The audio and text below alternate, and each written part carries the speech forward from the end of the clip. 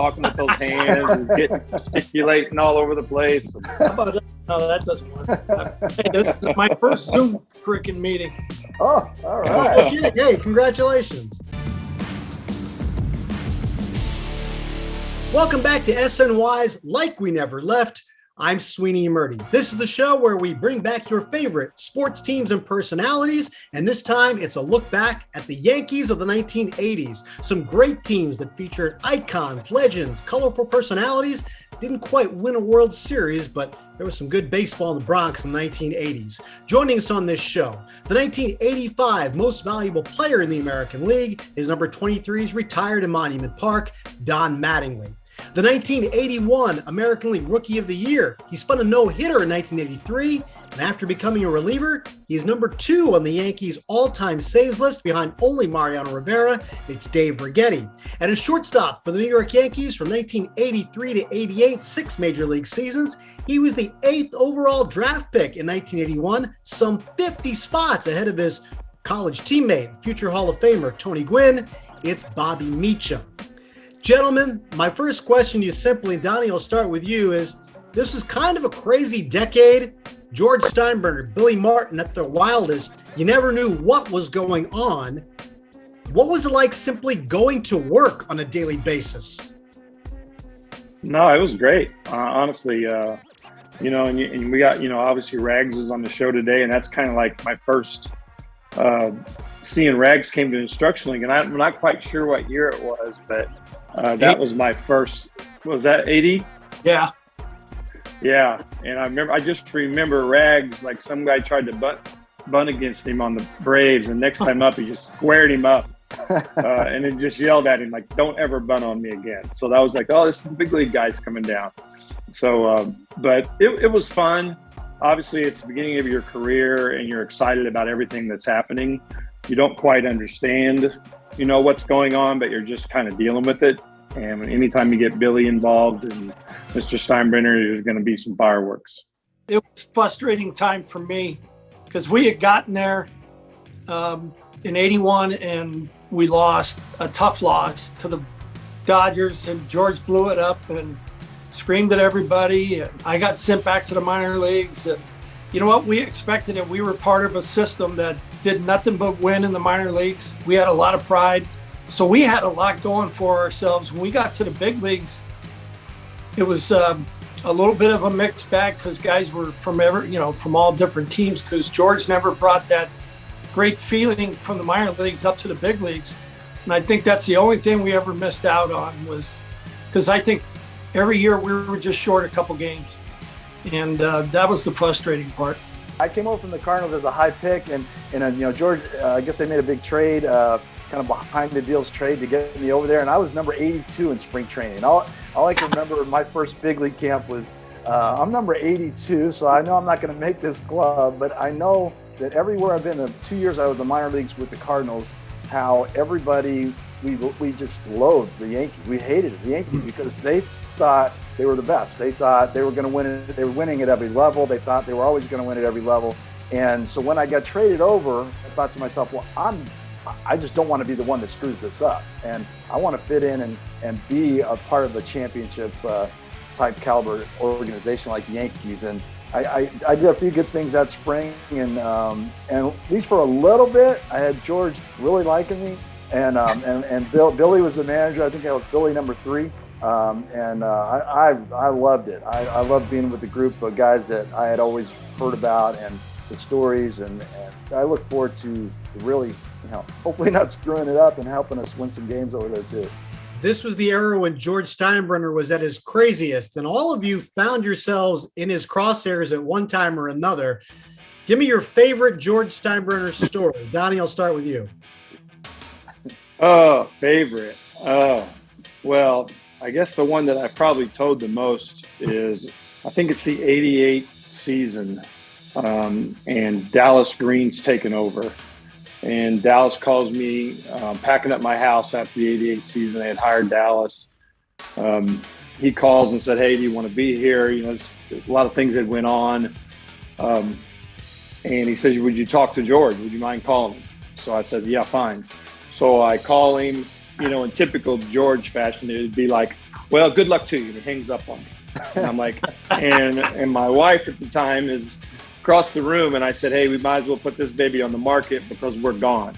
But then after that little fight head to head and kind of us both standing our ground, after that, I never had any more issues with Mr. Steinbrenner. It was pretty much, you know, I was at that point, it was almost like I stood up for myself as a man, and then he respected that. And that was the end of that. I think one day I woke up in Toronto and saw the Globe and Mail, and George I just made the All-Star team. This was in '86, and we were going head to head with those guys.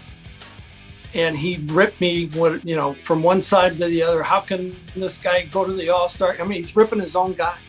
Because I blew a game the day before or something against Toronto. That's when you guys will remember George Bell hit that grand slam, and I threw the baseball out of the ballpark. So he ripped me, you know, pretty good. And I ripped him back, of course. But I was mad because he did it in the paper. So I went up to his office, and he was like waiting for me. He was like handing me flowers, basically, in a sense. He was like, oh, Dick. He was trying to disarm me, so to speak. And I said, how could you do something like that? You know, I'm so happy to make the All-Star team for the first time. I had gotten hurt twice, wasn't able to be on the team. So anyway, that was the beginning, or one of them. But it turned into a fiasco. I had sliced my finger open one year in the bullpen. Just talking, standing up in the bullpen, I hit the awning, which used to be metal. And George thought I did it on purpose. So he had everybody in the bullpen take lie detector tests, including our coaches. And he fired our coach, Jerry McNulty, like he had something to do with it. I felt horrible. So needless to say, I don't know, we got along. He liked me for some reason, but of course he kept me around. But it was never the same, never quite the same feeling. I played for the guys and the fans. I guess my favorite one was, I'm going to start from when my first spring training. And I was, you know, being traded over there. Nobody knew who I was. I didn't know really anybody either. I was an A-ball the year before. And so I came in there, and I was doing really good first couple weeks. It was like I would call home and going, you guys aren't believe this. This is only my second year ever switch hitting. And I'm like, I'm hitting doubles. I hit a couple homers. I'm calling back home saying, these guys think I'm really good. And I mean, George is putting his arm around me, you know, in the dugout before we're going out for the workouts. This is the greatest thing ever. This is the best. It's like I'm in college again. I'm playing really good. And one game I slid into second, trying to steal second, and I felt my hamstring kind of cramp up on me, slight pull. And they helped me off the field, and I used to always chew when I played, and I had a big chew in, and I'm such a dummy, I forgot to spit it out as they're helping me into the clubhouse. Billy walks in during that time, and he's like, "Are you okay?" And Gino, "Is he okay?" And I'm thinking, man, I must be really doing good. The manager's in here, and then George follows him in, and George, I'm like, I got the manager here, I got the owner in here, and George sees me looking for somewhere to spit my chew. He says to Gino, he goes, "Get him a cup," and I'm still looking, and Gino's just getting the ice, and Gino didn't really hear him. He's like, I said, get him a cup, and he screams at Gino, and Gino starts looking around for a cup, and he storms out, and, you know, Billy goes out, and then I get a cup, and I go, man, I'm so sorry. And he goes, hey kid, what's the deal? You got pictures on this guy or something? You must be pretty important. You've never done that before. George Steinbrenner is one key figure here, and Billy Martin is the other. I know you all have a great Billy Martin story. Dave, we'll start with you. Well, for me, you know, it was all good. Every time he was around, we were winning. My first experience was Cleveland. This is a true story. For whatever reason, he had the great rider Gay Talese in our dugout during a game. And Bob Kammeyer was pitching for us. He was a rookie, of course. And Billy yelled out of the dugout, and Cliff Johnson was batting, and he flat told, hit him in the effing neck. And Cliff Johnson turned around and looked at Billy and goes, basically in the sense, if he hits me, I'm coming after you. So Kammeyer hit him. Of course, he had to, because he was a rookie, and all hell broke loose. So that was like my third day in the big leagues. I love Billy from the standpoint that he loved young players. And it was like, if you can play, he didn't care.